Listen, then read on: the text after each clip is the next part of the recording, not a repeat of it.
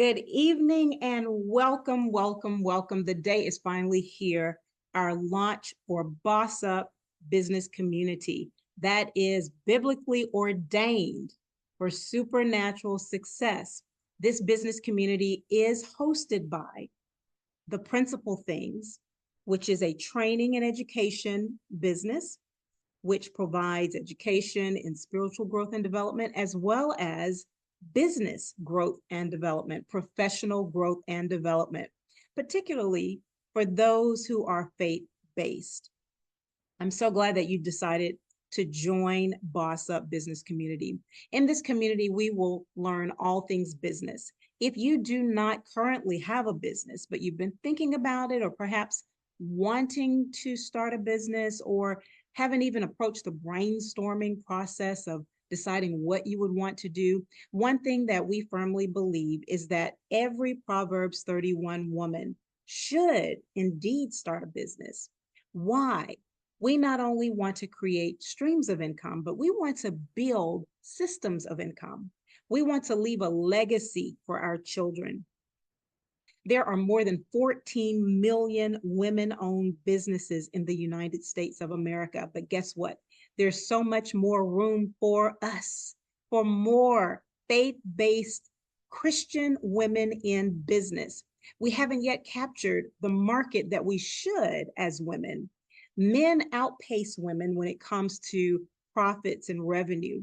But I believe we're going to begin to even the playing field as we, number one, empower, as we, number two, mentor, as we, number three, build business leaders, and then we turn around and those business leaders empower someone else and mentor someone else. I'm just leading into the next phase of what I'd like to talk about today. So Boss Up is a business community. Within this community, we will be mentoring. So we'll have some free business training and workshops, but we'll also have paid business training and workshops for those who need to take theirs to the next level, who need deeper training, who need deeper levels of support. And we will also, as a business, the Principal Thing, offer business services. So whether it's you're looking for a virtual assistant to help you carve out a few extra hours of work time in your business, or help you if you're super busy to delegate some tasks, if you're a single member LLC perhaps. We have those types of services. We have services to help you with your social media. We have services to also help with building business credit, where you can actually pace and track yourself. We have so many resources. And not only that, we will also provide links and resources through the Small Business Administration and other resources that we come across. Now, listen, if you have already joined our Facebook community, you will see that we've already posted our first resource. Just yesterday, I believe it was, or night before last, I received an email from Hello Alice, which I recommend every woman in business subscribe to helloalice.com, to their emails. They provide links and leads on grants and all kinds of opportunities for women-owned businesses. Not only them, there are so many resources that we will share and that you can share with the business community to help all of us elevate and make all of our businesses successful. But our mentoring program, Phoebe, for entrepreneurs by entrepreneurs, represents a group of seasoned entrepreneurs mentoring new and upcoming entrepreneurs. Our model is this: we are an emblem of God's glory. Emblem, I love acronyms, you will see. EMBLEM. Well, that stands for this: experienced women entrepreneurs empowering and mentoring new entrepreneurs to develop in them the ability to rise as business leaders and then turn around and empower the next group of incoming and upcoming women entrepreneurs and then mentor them. It's full circle.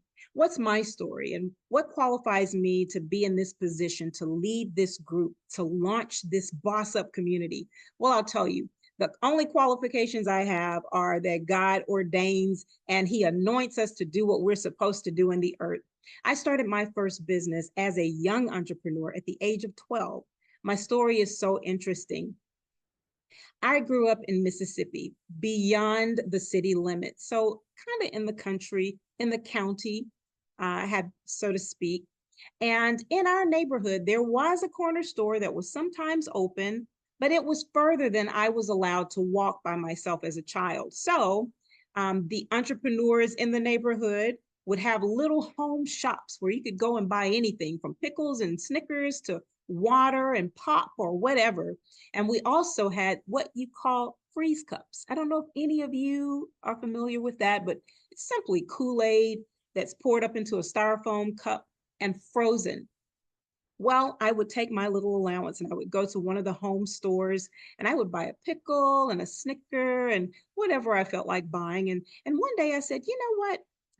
They just went from 50 cents to 75 cents on these pickles. I wasn't but 12, but I had enough business savvy at 12 years old to realize I was unwilling to spend another penny on a pickle. So, you know what I did? I saved up my $5 allowance and I would go to the grocery store with my mom and buy an entire jar of pickles, which was about $4.76 or so then. And I put my own pickles up for sale, those that I didn't eat myself. But that wasn't enough. Oh no. God had given me a mind for business even at that young age. And I decided, you know what? I want to make more. And God gave me this idea. Now, the general definition of an entrepreneur is someone who starts a business and they take on more risks than usual in business. But along with taking on more risk, they also reap more rewards. Why do I say that? It may be profits and it may be revenue, but it's also the satisfaction of owning your own business. If you're fortunate enough to have enough success to retire yourself from an 8 to 5 or to put your full energy into your own business, that's even more rewarding. Another thing is that you're not under the guidance of anyone else. You can decide what your passion is, what you want your business to represent, foster, because we are faith based, we can foster a culture of not only excellence, but a culture that shows forth God's love. We can establish things to attach to our business, such as 501c3s or simply philanthropic giving. Even if we don't want to start a 501c3, we can determine what we want to do with that business and with the proceeds from that business. I say that to say, don't get stuck on what the secular picture of business success is. For us, business success is not only profits, but it's certainly fulfilling God's will and fulfilling the purposes that he's planted us in the earth for. Having a conduit in order to share our talents, our gifts, our passions with the world around us. Back to my story. I decided to carve into these home store owners' profits, and I came up with a very innovative idea. Now, the current definition, remember, if you look it up, for entrepreneurs is a small business owner or someone who starts a business and they take on more risk than usual. But there used to be a definition of entrepreneur that was this. It distinguished a person who started a business from someone who started a small business. You see, innovation is the key, and it used to be the defining factor of an entrepreneur versus a small business owner. And what I mean is this. Generally, an entrepreneur would look at an industry, determine a problem that they could solve creatively or innovatively, a problem that wasn't easily resolved. So an entrepreneur would come up with ideas, problem-solving ideas, and then carve out a little niche in the industry for himself or herself to enter into the market with very few barriers. When I say very few barriers, what I really mean is very few competitors because there weren't that many people who were able to meet that need. At least they would have a little bit of a lead time in capturing the market in this innovative space before more people started duplicating the solution. That used to be the definition of an entrepreneur, and that's exactly what I was. What I did to capture more of the market in my neighborhood among the store owners, I carved out some space in my parents' utility room. I decided to up my game and I went and spent more money and purchased clear 9-ounce solo cups, the plastic ones that were a little more upgraded than the white styrofoam cups. And what I would do is I would go and make 3 different color and flavors of Kool-Aid. I would pour 1/3 of the cup with one color and freeze it. I would go back, pour a second color, freeze it. I would go back and pour that third color on top of that cup and freeze it. And voila, ladies and I was about to say ladies and gentlemen, but I know we're all probably queens tonight on this video. Ladies, what I did, I developed the first 3 color freeze cups some 41 years ago at the tender age of 12. And of course, I raised my prices higher than the standard freeze cups that were in the neighborhood. That story just goes to show you entrepreneurship simply starts with an idea. And I want you to know that every one of us needs a stream of income that we can create, that we can bring resources into our homes, create stability and security in our homes, and use that as a seed. That leads me back to Proverbs 31. What I love about the Proverbs 31 woman, which all of us are, is that she considers a field and she buys it. That tells me 2 things. Number 1, she has some business savvy. Number 2, she has some resources because she has the resources to seed a business opportunity. And then the word of God tells us in Proverbs 31, she takes the proceeds from that field and she plants a vineyard. A vineyard represents so much more. It's not only wealth generation, it creates wealth, but it's also generational. It also represents, if you think of the wine, it represents so very many things. We will dig deeper in that later in the community. But from the proceeds of that vineyard, that woman creates wealth. She's able to take care of her family. They have no fear of the cold because they are clothed with wool. She's clothed in linen. Her household is clothed in linen. She does well for her female servants in the Bible, but of course, employees and those who work for her are well taken care of. Her husband's name is known in the gate. This woman does not have time for idleness. She's always about not only her father's business, but she's about her business. I love it. There's so much we will unpack as we walk out in practicality the principles that the Proverbs 31 woman followed. Now, listen, at this point, if you've been hanging with me this long, I believe you might be interested in being a member of this community. There will be so many opportunities for us to network, for us to showcase one another's businesses. We'll have e-trade shows. We'll also have some networking sessions so that we can actually collaborate outside of our Facebook group. So at this point, I want you to be sure to tell me the name of your business in the chat.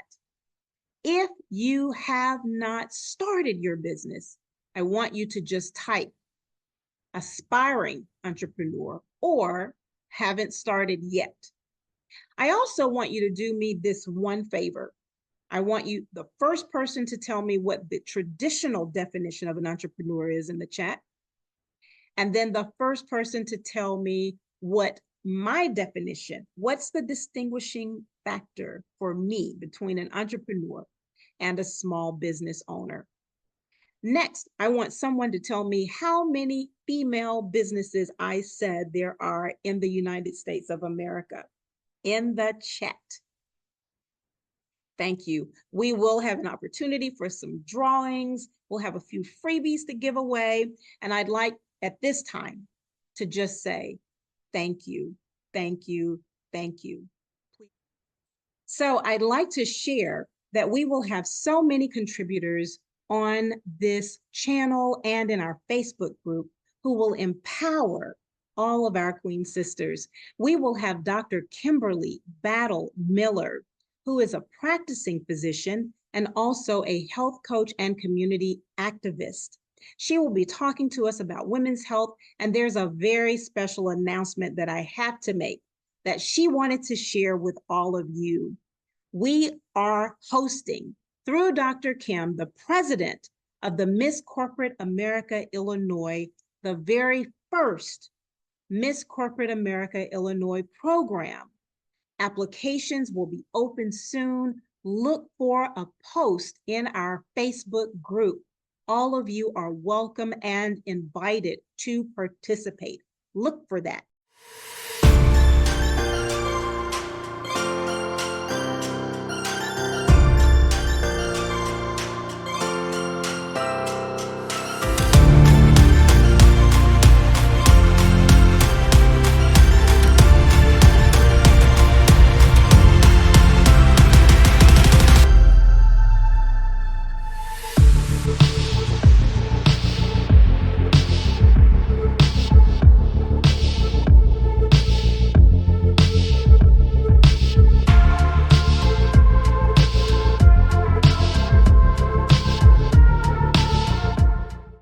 Another contributor on our channel and in our Facebook group is Minister Renee Lee. Minister Renee is a creativity coach. She's absolutely phenomenal. I've worked with her and I've known her for over 30 years. You don't want to miss all that she has in store to pour into us through this business platform. In fact, on tomorrow, Saturday, November 2nd at 11 a.m., she is hosting a free workshop. Check this out. It's not too late to register.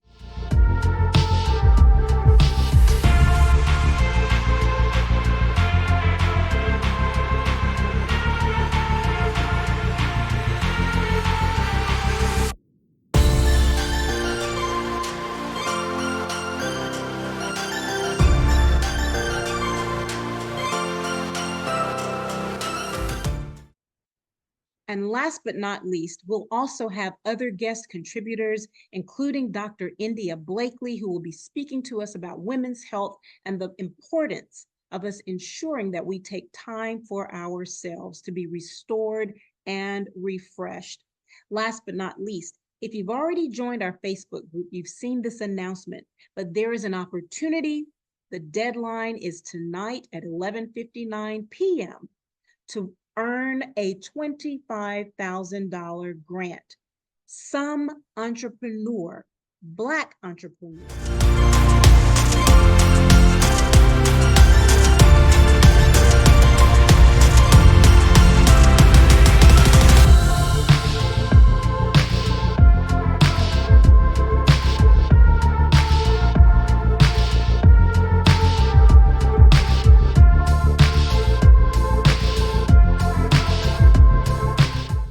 $25,000 grant, which will be awarded to Black entrepreneurs, co-hosted by the NAACP and Damon John, one of the stars of Shark Tank and the founder of FUBU.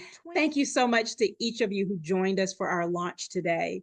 I hope you'll join us tomorrow on this YouTube channel at 10 a.m. Central Standard Time as we pray for 15 minutes for our businesses.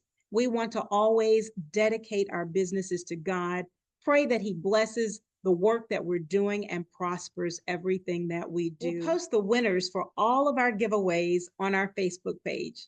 Thanks so much, and God bless.